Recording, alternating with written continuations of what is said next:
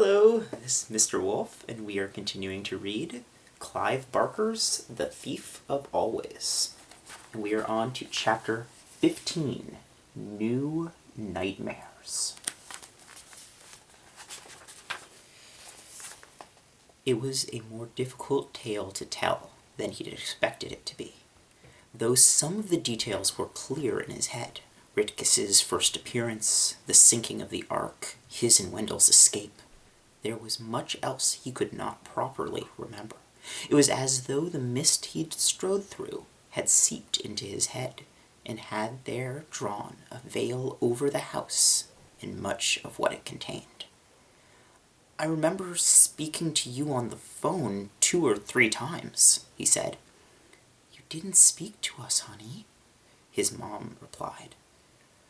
"That must have just been another trick," Harvey said. "I should have known." "But who is playing all these tricks?" his father demanded. "If this house exists, and if, I say if, then whoever owns it kidnapped you and somehow kept you from growing up. Maybe he froze you?" "No," said Harvey. "It was warm there, except when the snow came down, of course." "There has to be some sane explanation."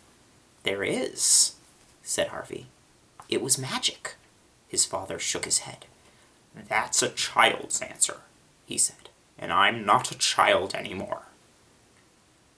"I know, and I know what I know," said Harvey firmly. "It isn't very much, honey," his mom said. "I wish I could remember more." She put a comforting arm around his shoulder. "Never mind," she said. "We'll talk about it when you've had a rest." "Could you find this house again?" his father asked him. "Yes," Harvey replied, though his skin ran with chills at the thought of going back. "I think so." "Then that's what we'll do." "I don't want him going back to that place," his mother said. "We have to know it exists before we report it to the police. You understand that, don't you, son?" Harvey nodded. "It sounds like something I made up, I know, but it's not. I swear it's not. Come on, sweetie," his mother said. "I'm afraid your room's changed a bit. It's still comfortable. I kept it just as you'd left it for years and years, hoping you'd find your way home.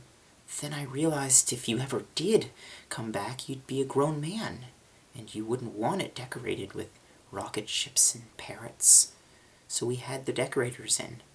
It's completely different now." "I don't mind," Harvey said. "It's home, and that's all I care about."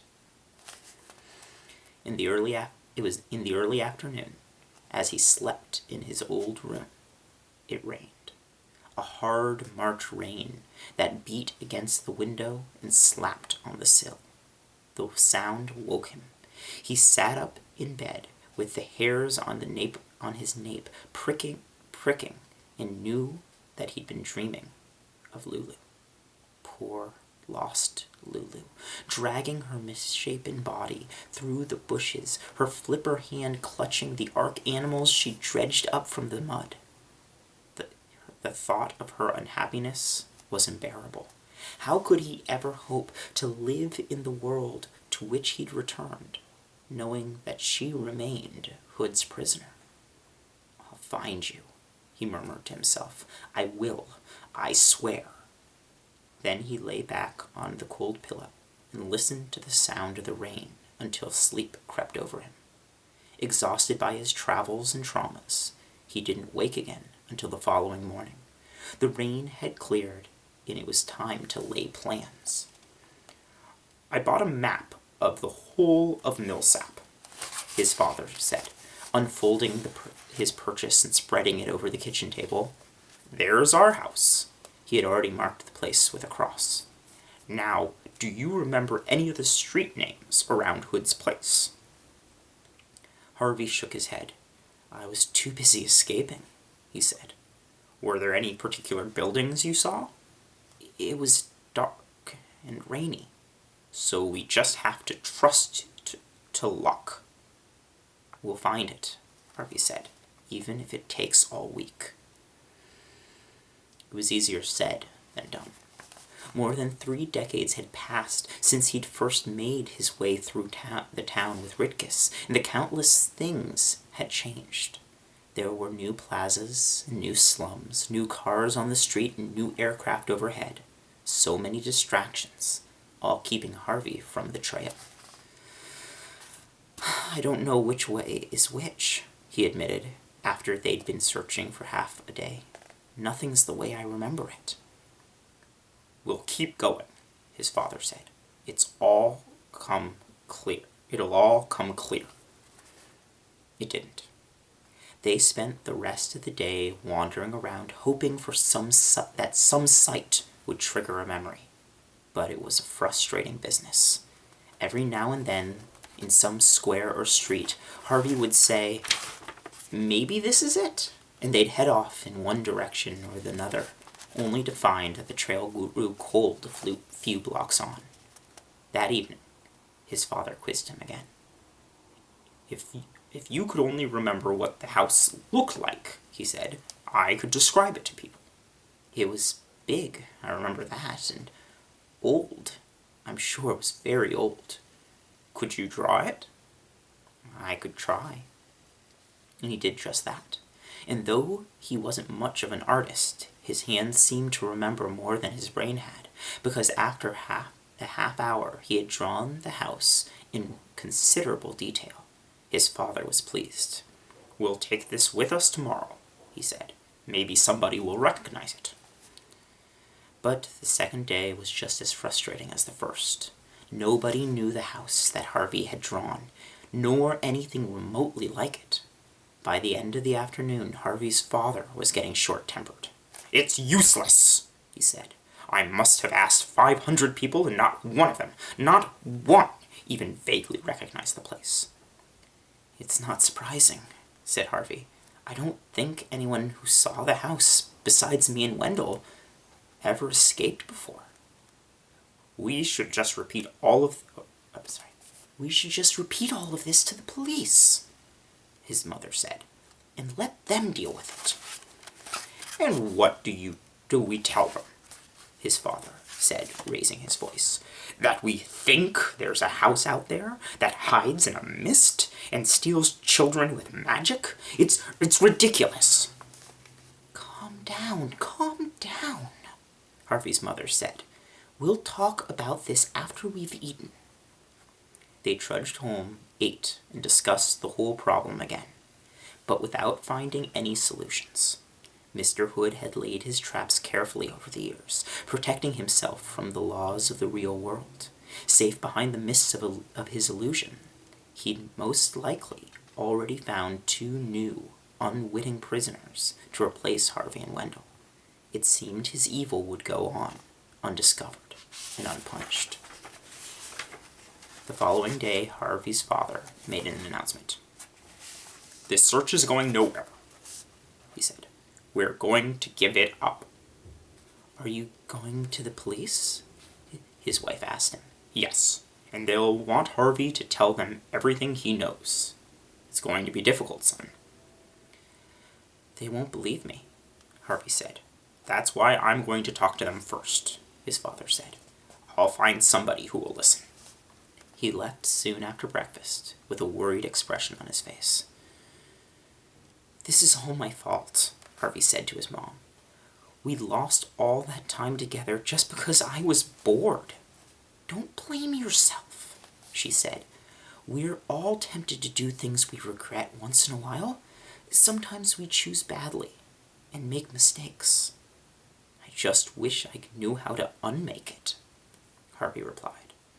His mother went out shopping in the middle of the morning, and left Harvey haunted by that thought.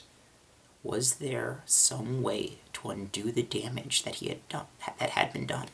To take back the stolen years and live them here with the people who loved him and whom he loved dearly in return? He was sitting in his bedroom window, trying to puzzle the problem out, when he saw a forlorn figure at the street corner. He threw open the window, and yelled down at him. "Wendell! Wendell, over here!"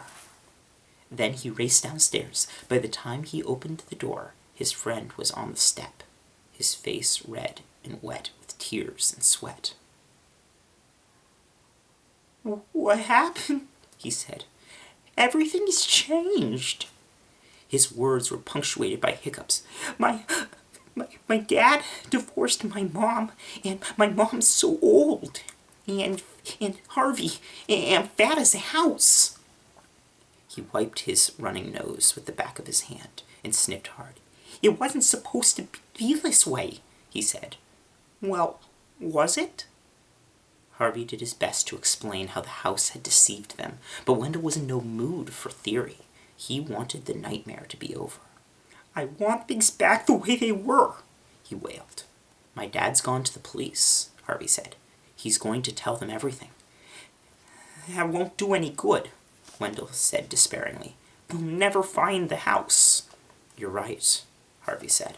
"I went to look for it with my mom and dad. It was no use. It's hiding."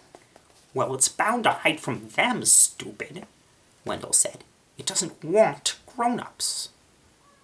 "You're right," said Harvey. It wants children. I bet it wants you and me more than ever." "How do you reckon that?"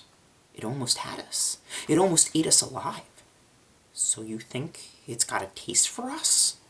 "I'm sure of it." Wendell stared at his feet for a moment. "You think we should go back, don't you?" "I don't think any of those grown-ups, my dad, your mom, the police, are ever going to find the house. If we want all those years back, we have to get them for ourselves." "I don't much like the idea," Wendell confessed.